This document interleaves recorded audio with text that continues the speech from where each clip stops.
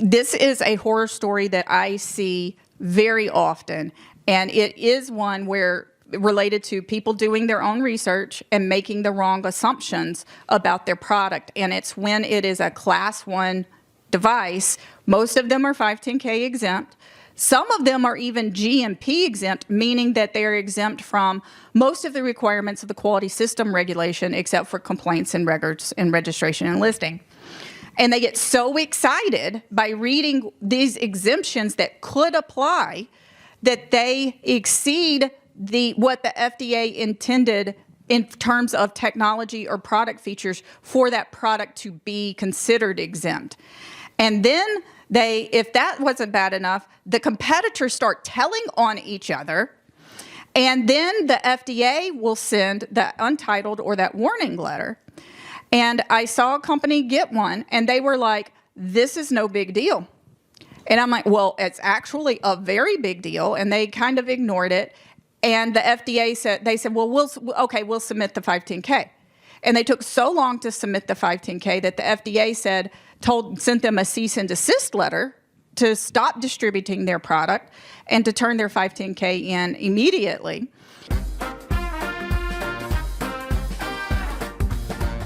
Well, most of the time when I get up here, people think that what I have to say about regulatory and quality are pretty bleak. So I am thankful that at least you had a laugh beforehand.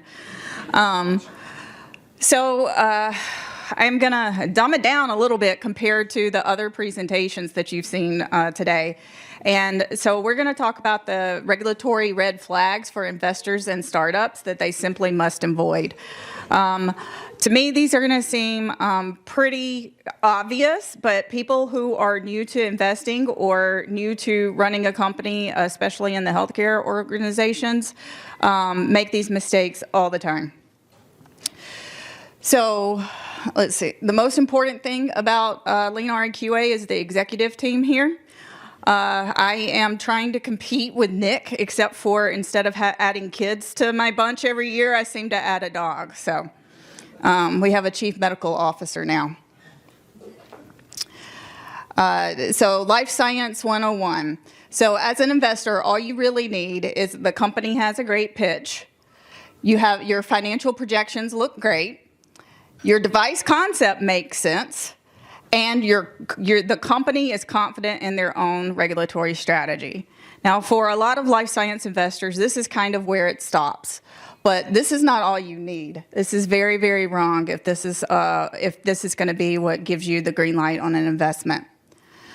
So, my red flags start with if you're in love with your own science. I all the time see people who the inventor is the CEO.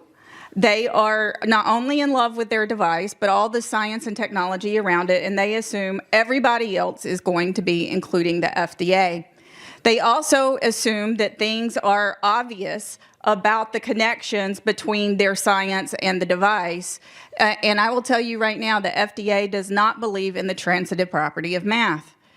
To prove A equals B and B equals C, therefore A equals C, you have to show your math in between every step, and they're not going to make assumptions or conclusions about the validity of your science and then how it applies to your device.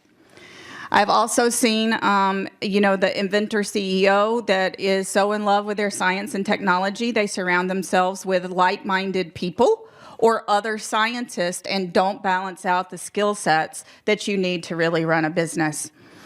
And so you really need to balance the team with people who have complementary skill sets, particularly ones, and you have to be very self-aware because you have to know what you are missing as a person or a leader and fill and build your team around that. And then lastly is thinking that your product has to do all the things that you invented it for all at one time and not be willing to make necessary potential sacrifices based off of what is your market need and validation, and what is your regulatory strategy and the FDA validation and pathway. So then the other common mistake that startups make is that doing all the research themselves. For people new to regulatory, this can be both overwhelming and they can underestimate the requirements of the regulations. My husband makes the joke because he hears me, working from home all the time and overhears my conversations. And he's like, people think that the FDA regulations are written in English, and they can read English, and they can write English, and they can speak English. Therefore, they can read and understand what the FDA is saying. But it's its own jargon and dialect, and words that mean something to you mean something totally different in the FDA context. So it's important to get somebody that is fluent in FDA and whatever other geographies you want to go to, so that you know that you've correctly interpreted and applied the requirements for your product. So too little, too late. This is one of my favorite ones because there is this whole journey that you take bringing a product to market. And most of the time, this is when I get called to put together an FDA submission. They have gone through almost the entire journey by themselves using their own research and assumptions, and they bring their product to me and said, hey, we're ready for a 510K. Great. What product code do you think you're going under? What's product code? Oh, you mean there are 26 product codes that could apply to my device and I only found one? Or my personal favorite is software as a medical device, and they come to me and have not one piece of documentation to support their software development. And then I'm like, what am I supposed to write a 510K with? Well, we have a product. Sure you do. The reason why they don't call me when they need to call me is because they think for regulatory is expensive and it's a necessary evil. But let me tell you, if you do regulatory strategy at the right time, early in product development, it is going to inform the requirements for your first prototype. Your first prototype is going to be where you're going to be doing most of your testing and where it's going to take up most of your budget and most of your timeline. So when is the right time to inform your product development?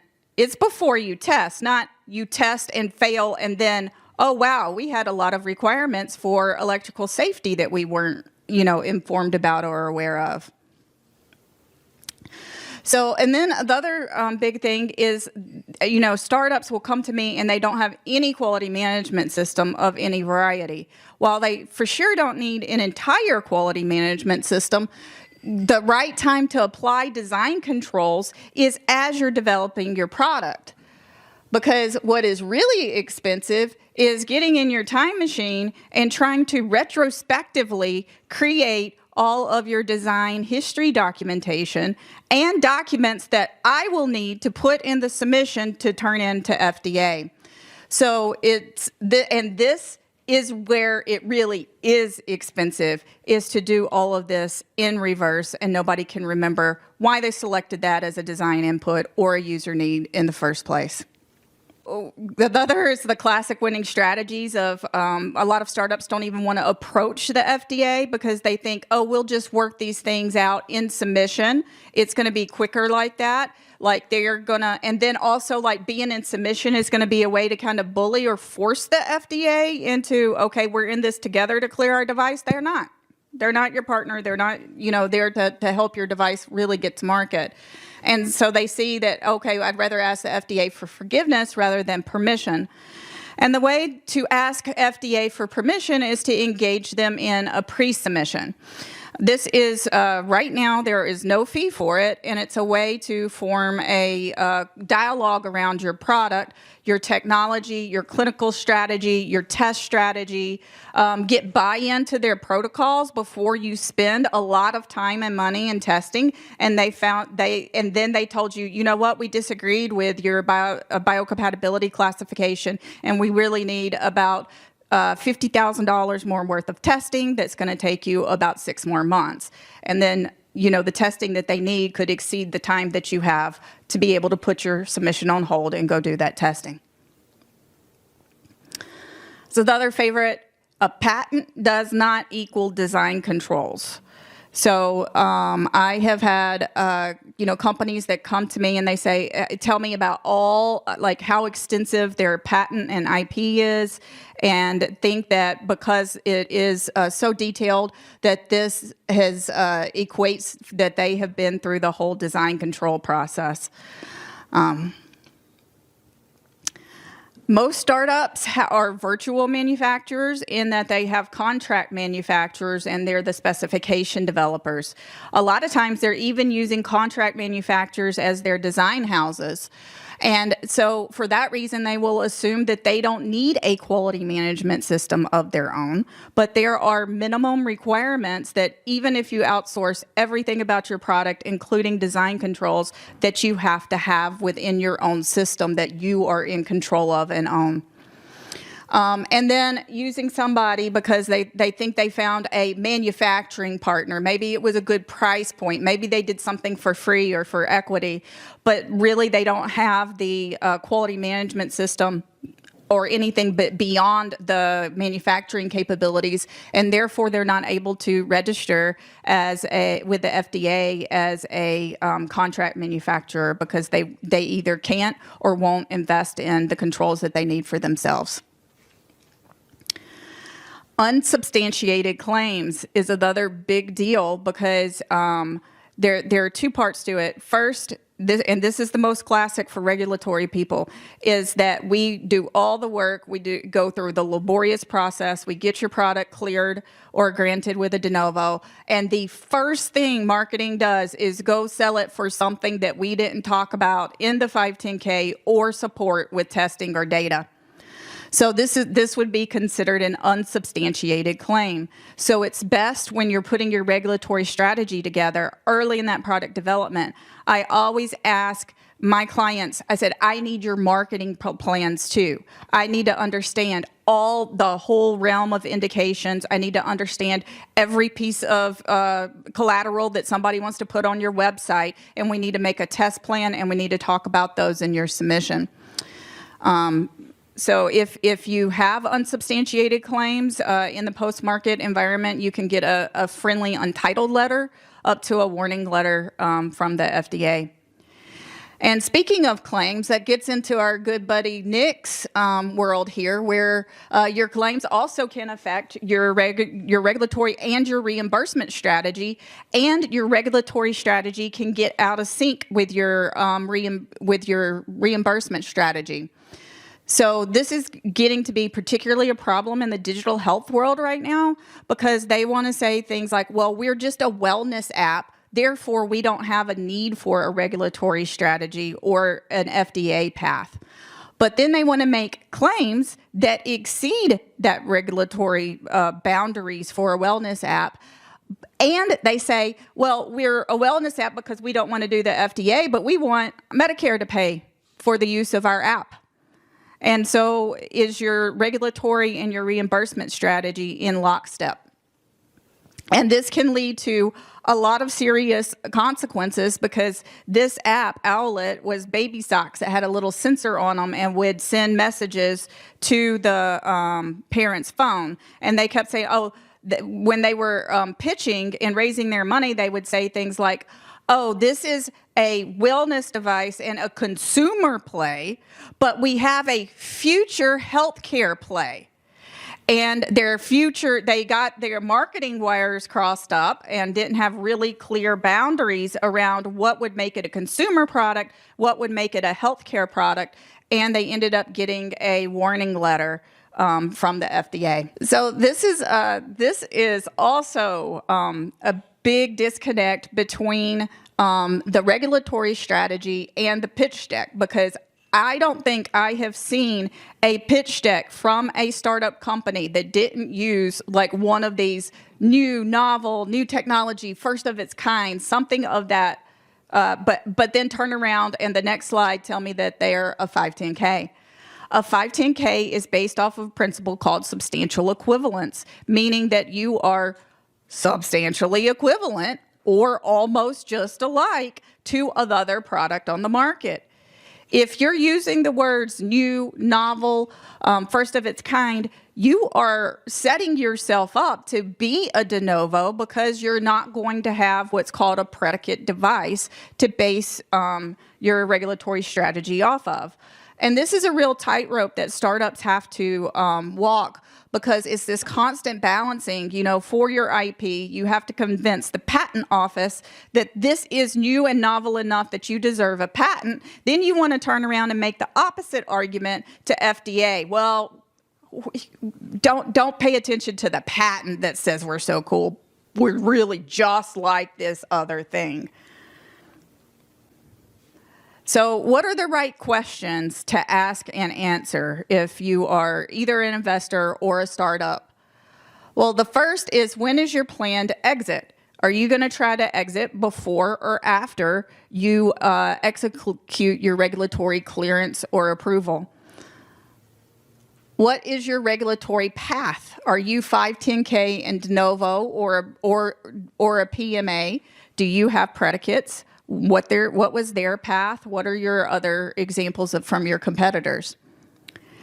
Why do you think that your path is appropriate? Like, have you had an agency meeting? A lot of investors that I work with, they actually like to see the results of the pre-submission meeting, because it validates that the company understood their strategy up front, and that they validated it with FDA, and that they have an early heads up of what the FDA might consider to be challenges in their product clearance process. So who is your regulatory consultant and why did you choose them? Making sure that you've got the right expertise in-house, and that it's a good fit for you, not just checking a box to say, yes, we have an external regulatory consultant. Somebody on your team doesn't need to be a regulatory expert per se, but needs to be at least able to converse with the regulatory support and external people. It's not a successful submission doesn't come from just throwing documents, over the wall to your regulatory person. Now, this one is my favorite. What first geographies? And this is a big red flag. If, as a startup, you are telling people that I'm going to go to the EU first because it's quicker and cheaper, your geography, you had a shift in your go-to-market strategy and you weren't even looking. Like that ship sailed, in 2017. So, and then also, if you're an investor, I have had investors challenge startups to say, oh, I had a successful exit 20 years ago by going to Europe first. Why isn't this in your strategy? And I will pull people aside and said, 20 years ago called and wants its regulatory strategy back, and you need to quit telling people that.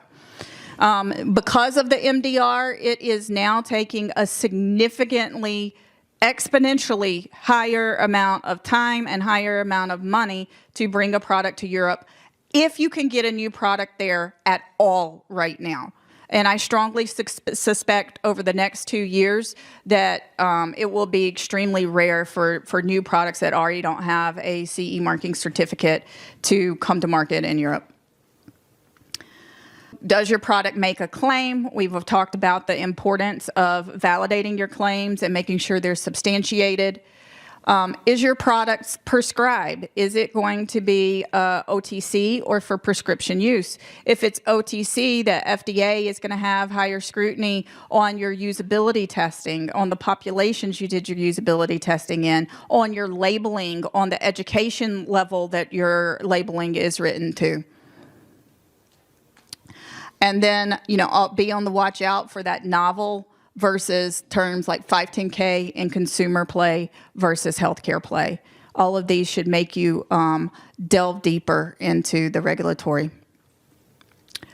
So due diligence is kind of at the core of angel and venture investing, and it has several primary components to it, including financial and operational, legal, your product aspects, your human capital, and then regulatory and quality. And I think that this is the one that is for most investors, glanced over, and it almost becomes like a checklist activity because they don't really understand it. And so I participate in a lot of due diligence deals to give the investors more confidence that they understand the company's regulatory strategy and that the company understands it. So what should you expect through due diligence? Well, you need to be prepared to provide evidence of your commercialization or status plan, where you are in the document creation process. You should know your classification throughout all the geographies that you're bringing your product to, and you need to maintain records of all communications with the regulatory bodies. And the way I do this for startups who have come to me early is I put together a regulatory pathway assessment that maps out the whole regulatory strategy from early communication, like what is the pre-submission plan, what questions should we ask, what product codes do we think you are, what testing are we already aware of because we know what recognized consensus standards apply. And that is almost, I've had startups turn it into almost a white paper that they provide with their due diligence packages to give to the investors to show, hey, we had this legitimately vetted, and here is the data or information to back up our statements in our pitch deck. From the quality side, you need to make sure that you have the quality management system procedures, depending on where you are in development, that apply to you regardless of your relationship with a contract manufacturer. No matter what, when you go into commercialization as a startup, you're going to have management review, internal audits, and supplier controls. You may, depending on what your relationship to the product is, have to maintain your process and production records. And then you should, even if you outsource design controls, should have a copy of your design history file. And if you did outsource design controls, you should require in a quality agreement that you get all of the design records that came from you should own those and maintain control over those. Depending on your geographies, you need to consider what quality system certifications that you're going to need to get, if it's ISO 13485 for Europe or medical device single audit program for Australia, Japan, Canada, and the US. And then you have to demonstrate that the scope of your quality management system is appropriate for what you're doing. So I've got some tools on my website. I've got an example of that regulatory pathway assessment that I mentioned. And then I also have a business market assessment that will help you identify the returns based off of a market and if that geography makes sense or not from a financial perspective. Thank you. Now, could you give us an example of someone who showed up with too red a flag and you said, yeah, thanks, I can't help you? Has that ever happened? It has, but more often than not, I just tell people up front that sounds expensive. You know, you have already made some decisions that are going to be hard to come back from or course correct. And I start developing like a submission risk matrix that I review with them weekly about the decisions that they have made or are making that are going to make the process unnecessarily challenging. Thank you. Sure, Jose Borges from Bold Type. Michelle, can you kind of provide some horror stories? I feel like fear is such a great motivator, and I see startups. I mean, I see the same kind of things that you do, and you know, like when people hear like, oh, we might get a warning letter, like. Doesn't sound so bad, like a letter. I've gotten bad letters before. Yep. Like, what does that mean to them? And what does it mean, like, even, because here's another thing, like, you'll get a 510K, you're not off the hook. Like, you still have to maintain your QMS. You know, FDA. Yeah, that's when the real work. That's when the real work begins. Is that commercialization, because your QMS is living and you've got that maintenance. So, this is a horror story that I see very often, and it is one where. Related to people doing their own research and making the wrong assumptions about their product. And it's when it is a class 1 device. Most of them are 510K exempt. Some of them are even GMP exempt, meaning that they're exempt from most of the requirements of the quality system regulation except for complaints and records and registration and listing. And they get so excited by reading these exemptions that could apply that they exceed what the FDA intended in terms of technology or product features for that product to be considered exempt. And then if that wasn't bad enough, the competitors start telling on each other, and then the FDA will send that untitled or that warning letter. And I saw a company get one, and they were like, this is no big deal. And I'm like, well, it's actually a very big deal. And they kind of ignored it. And the FDA said, well, we'll submit the 510K. And they took so long to submit the 510K that the FDA sent them a cease and desist letter to stop distributing their product and to turn their 510K in immediately. It was between me and another person that they were talking to for the regulatory, and the other person made a joke like, ha ha, FDA isn't going to put you in an orange jumpsuit for a class 1 device, even if it needs a 510K. And I'm like, and they just thought that was great. And I'm like, I'm not your girl. I'm not gonna joke about orange jumpsuits when you've gotten an untitled and a warning letter. But they still have, that was a year ago that I talked to them, they still don't have their 510K.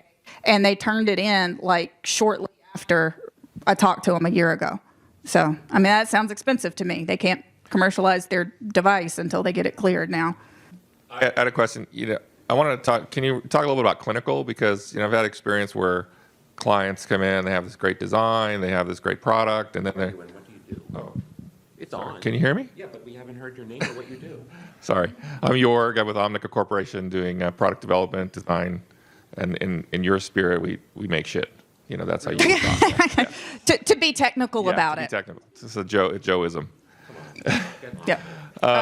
So the clinical stuff, like for example, they come with a device. They go, "Oh, this is the greatest thing since sliced bread. It's going to do all this," but they never think about how are you going to recruit patients for this clinical work that you're going to have to do at some point in the future. You can't possibly, it's going to cost them millions of dollars and take 20 years if they could even find the patients because of the way they've designed. So do you ever get involved in any of that? Right. So I want to bring back up a point that Dwayne had on his slide for Project MedTech. One of his quotes up there was, just because you don't need clinical data because the FDA said you didn't, doesn't mean you don't need clinical data to be successful. And those propositions are very different. And I'm going to throw another wrench into it. You've got, what does the FDA want to see? You've got, what does reimbursement and CMS want to see? But then you've got, what are your investors and your market needs? That's really 4. Your investors, and then what does your market presence need? And all of those studies have to be structured very differently. Their statistical sampling plans are different. The patient populations are different. And the endpoints might be different. So all of those things, all 4 of those pillars need to be factored into your clinical strategy from the start.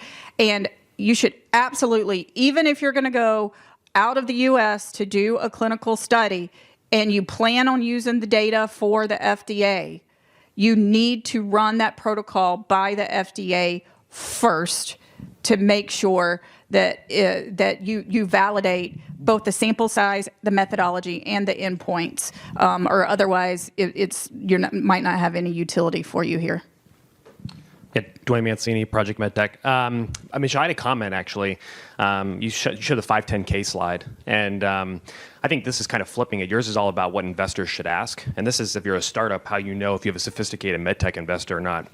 They would know that a PMA and the de novo are actually faster exit times than a 510K and significantly easier as well. And so I saw you show that up there, and it just kind of got me thinking about that. Is that collecting clinical data is much easier than selling a medical device, especially when you're going up. You're probably going up some of the behemoths in here. ResMed was just here, Boston Scientific, Medtronic. Like, it's not easy to sell against those companies. So I'm just kind of flipping that as perspective of that. That's how you know if you're getting good money, because they wouldn't even really care about that necessarily. Regulatory time shouldn't matter.